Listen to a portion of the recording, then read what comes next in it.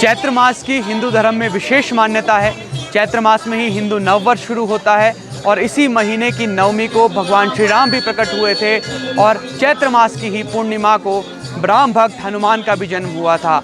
आज हनुमान जो राम भक्त हनुमान है उनका जन्मोत्सव है और पूरे विश्व में, पूरे भारत में आज राम जन्मोत्सव की धूम देखने को मिल रही है। इस समय हमारी मौजूदगी शिमला के ऐतिहासिक जाखू मंदिर में है और जाखू मंदिर में एक बार आप ये तस्वीरें देखेंगे, आपको यहाँ पर भक्तों की भारी भीड़ नज़र आएगी। सालों पुराना ये मंदिर है और यहाँ पर विशेष मान्यता इस मंदिर के साथ जुड़ी हुई है। न सिर्फ यहाँ के स्थानीय लोग बल्कि जो शिमला घूमने के लिए आने वाले पर्यटक हैं वो ख़ास तौर पर भगवान हनुमान के दर्शन करने के लिए यहाँ पर आते हैं और इसी जगह पर भगवान हनुमान की 108 फीट ऊंची मूर्ति भी स्थापित है।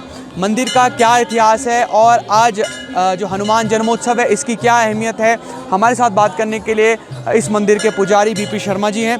पंडित जी, पहले तो बहुत बहुत स्वागत और आपको शुभकामनाएं जन्मोत्सव की। जय श्री राम। जन्म आपको बहुत बताइए, शुभकामनाएं हनुमान जी के सभी को। पंडित जी, सबसे पहले तो मैं आपसे समझना चाहूँगा, इससे पहले मंदिर के इतिहास पर आएँ, क्या अहमियत होती है, क्या महत्ता है? भगवान हनुमान का जन्म हुआ था और कहा जाता है कि भगवान राम के अनन्य भक्त हनुमान थे और हनुमान जी को अगर छाया कहा जाए भगवान राम की तो वो भी गलत नहीं होगा। क्या मान्यता है इसकी और कितनी महत्ता हम माने इस हनुमान जन्मोत्सव की? जी, हनुमान जी शिव जी के अवतार है और एकादश रुद्र के अवतार है, 11वें अवतार है शिव जी के, और वो राम के अन्य भक्त है। इसके राम की सेवा करने के लिए उन्होंने यहाँ पे अवतार लिया था।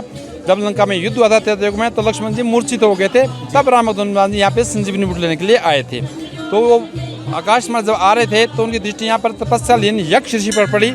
कालांतर में ऋषि के नाम से ही यक्ष जाकू स्थान पड़ गया।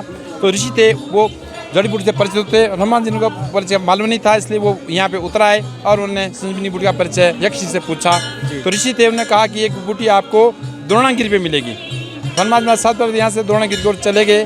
कुछ साथी आए थे लेकिन सफर लंबा था, वो यहीं पे रह गए और निद्राग्रस्त हो गए। हनुमान जी ने वापसी में यहाँ से आने का वादा किया, लेकिन आगे वो काल नेमी के कुछ चक्कर में लेट हो गए, यहाँ से नहीं आए। वो छोटे मार्ग से अयोध्या होते वापस चले गए। जो ऋषि यहाँ थे वो असमंजस में पड़ गए कि हनुमान जी क्यों नहीं आए। तो उन्होंने हनुमान जी को तो मालूम था लेकिन वो समय भाग नहीं आए, इसलिए उन्होंने न आने के कारण यहाँ पे एक स्वयंभू मूर्ति प्रकट हुई और उसके माध्यम से दर्शन दिए ऋषि को, और न आने के कारण बताया समय का अभाव। तो ऋषि यहाँ थे, उन्होंने हनुमान जी की स्मृति को वर्तमान रखने के लिए उसमें इस मंदिर का निर्माण किया। ये त्रेता की बात है, उसके बाद द्वापर युग बीत चुका है और कल युग में 55,000 सालें बीत चुकी हैं।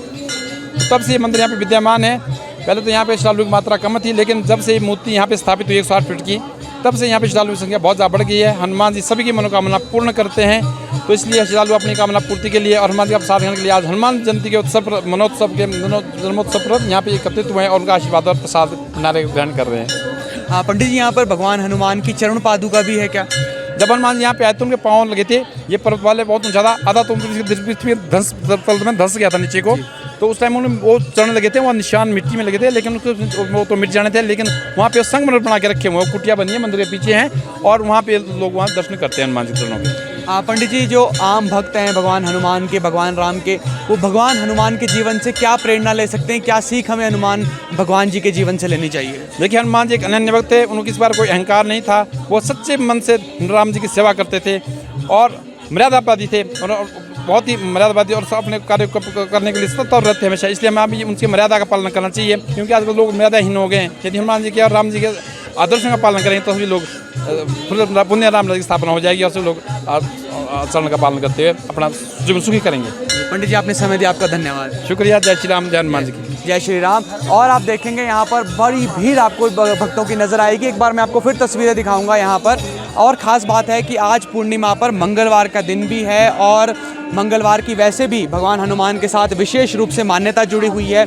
इस ओर आपको नज़र आएगा कि जो भगवान हनुमान का प्रसाद है, जिसे आम भाषा में हम भंडारा कहते हैं, वो यहाँ पर उसका विशाल आयोजन किया जा रहा है। इसके अलावा आप दूसरी तरफ देखेंगे तो आपको भगवान हनुमान के भक्तों की भारी भीड़ नज़र आएगी। ये सभी भक्त यहाँ पर भगवान हनुमान के दर्शन का इंतज़ार कर रहे हैं। और जिस तरह से आपने पंडित बीपी शर्मा से सुना कि यहाँ पर विशेष मान्यता है और विशेष मान्यता इस वजह से कि यहाँ पर जो भगवान हनुमान है वो खुद यहाँ पर आए थे और जब वो वापसी में यहाँ नहीं आ सके तो उसके बाद उनकी स्वयंभू मूर्ति भी यहाँ पर प्रकट हुई।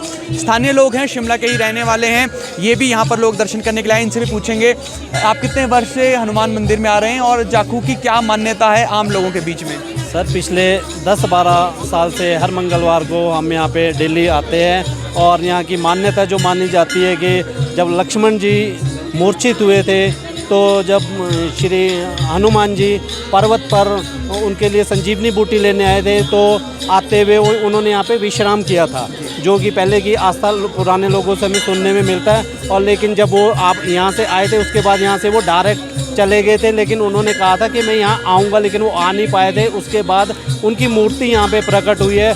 आदिकाल से लेके तभी से लेके यहाँ पे मंदिर में हनुमान जाखू मंदिर प्रसिद्ध आदिकाल का मंदिर है। यहाँ पे बहुत मान्यता है।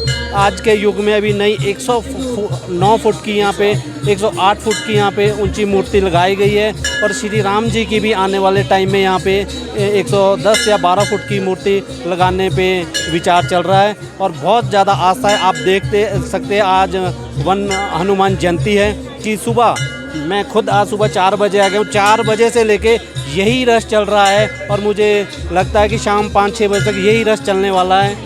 तो बहुत अच्छी मान्यता है यहाँ पे। बहुत दूर दूर से पर्यटक भी आते हैं, स्थानीय लोग तो आते ही है। तो ये जो जाखू पर्वत है ये शिमला शहर की भी सबसे ऊंची पहाड़ी है और यहाँ पर जो पर्यटक हैं उनका विशेष लगाव रहता है। जो भी शिमला घूमने के लिए पर्यटक आते हैं उनका खास ये एक उत्सुकता के साथ वो जाखू मंदिर के दर्शन करने के लिए आते हैं। और कहा जाता है कि यहाँ जाखू मंदिर में आकर भगवान हनुमान से जो कुछ मांगा जाता है वो मांग जो है वो मनोकामना भगवान ज़रूर पूरी करते हैं। और आज हनुमान जन्मोत्सव के मौके पर यहाँ पर खासी भीड़ लगी हुई है और एक ख़ास बात ये है कि यहाँ राम भक्तों को इस बात का भी इंतज़ार है कि इसी जगह पर भगवान हनुमान की मूर्ति के साथ 111 फीट ऊंची भगवान राम की मूर्ति भी स्थापित होनी है।